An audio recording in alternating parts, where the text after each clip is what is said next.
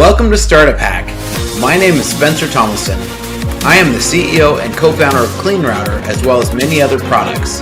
Here are some lessons that I've learned building a successful business while challenging startup norms. My challenge is to push you to rethink startup success. I have been a software developer for over 22 years. I'm married to my beautiful wife Carson and have 5 awesome kids. I started this channel to tell the stories I have about how we started a successful company, knowing nothing about how to start a company. Clean Technology is the parent company of CleanRouter, as well as many other technologies and products. This podcast is going to focus on the launch of CleanRouter. It is going to be about how we took this idea and passion and built something great. This is going to be a story, so make sure you go and check out previous episodes to understand all of the backstory. Welcome to StartupHakk. Welcome to StartupHakk. Today we're going to talk about working remotely.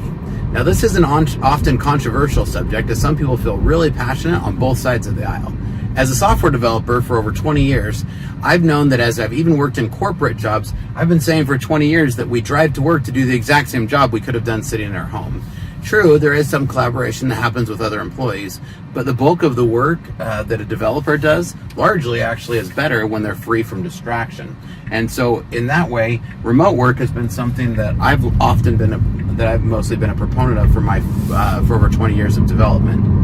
Now, I recognize that development can also be a special niche in this conversation, but I'm just going to give you my opinion from where I'm at, because I think most businesses, most entrepreneurs who are starting a business are starting in some level of development mode, whether it's product development, marketing development, any of these things that largely don't require you to sit in an office.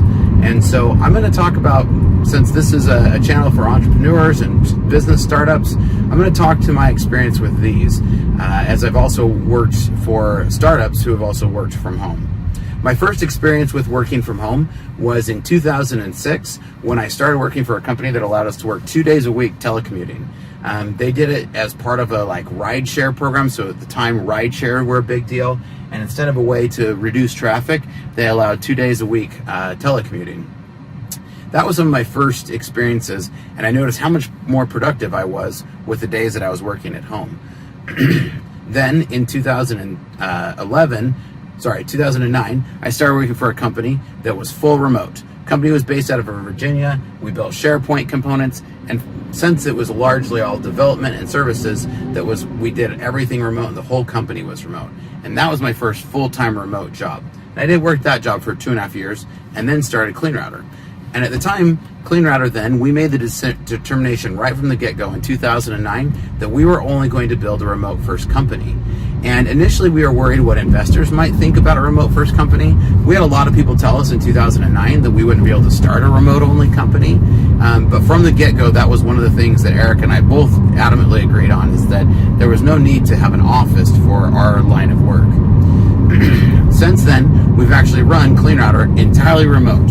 For one period of the time, we had a shared office space, which would allow us to get together. But even then, history proved that we got together maybe once a quarter. And so it never really became worthwhile even to keep the shared office space. So in a recent study recently published, where Stanford's researched 16,000 workers, they found that there was a 13% increase of productivity in companies that allowed work from home. In monitoring the actual workers themselves, they found that some people were as much as 80% more effective than their counterparts who went to the office every day. That's also been my experience as well. Now, since COVID, we've definitely changed things. COVID has absolutely changed how the landscape looks for remote working.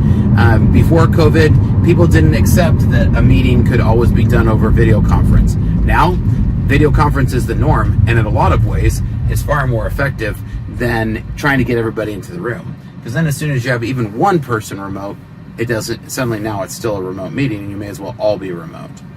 So after COVID, things have really started to shift. I've talked to a lot of people in marketing that now after COVID, where they used to have to travel to do a sales appointment, now they can get away with video calls.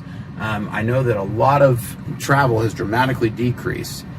One of the interesting things about the survey is they also overlaid company scores for great places to work.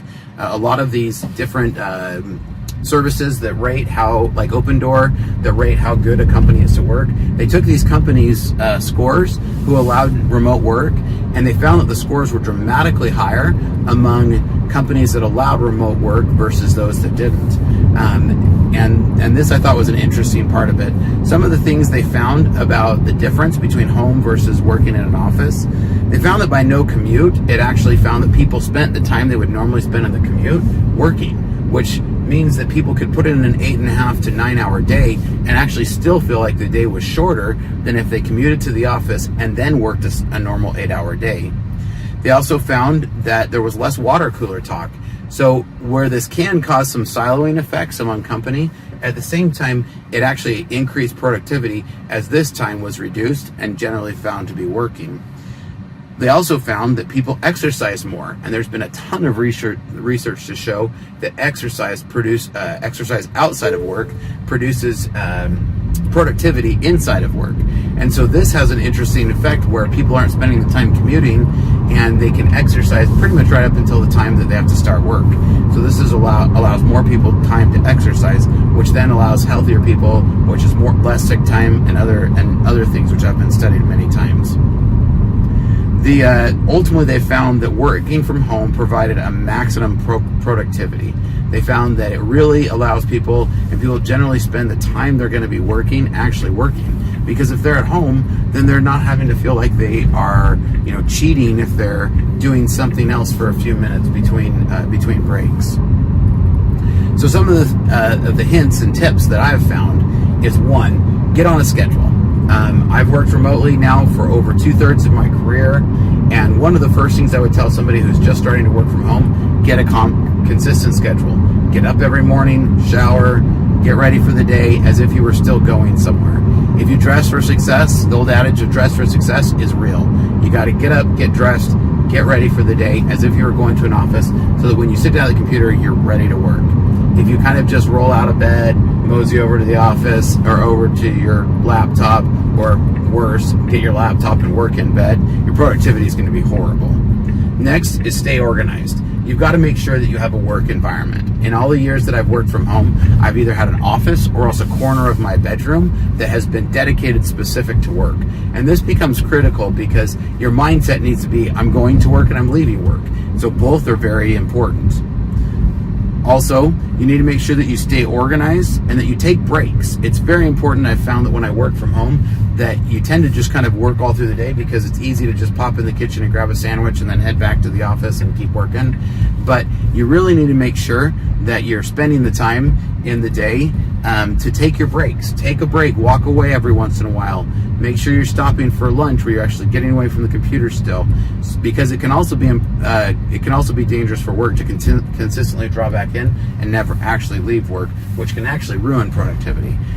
So at the end of the day, that ends up giving you a consistent schedule that allows you to be productive. Ultimately, at the end of the day, if I were starting a business, I know that I would never tell anybody other than to start remote.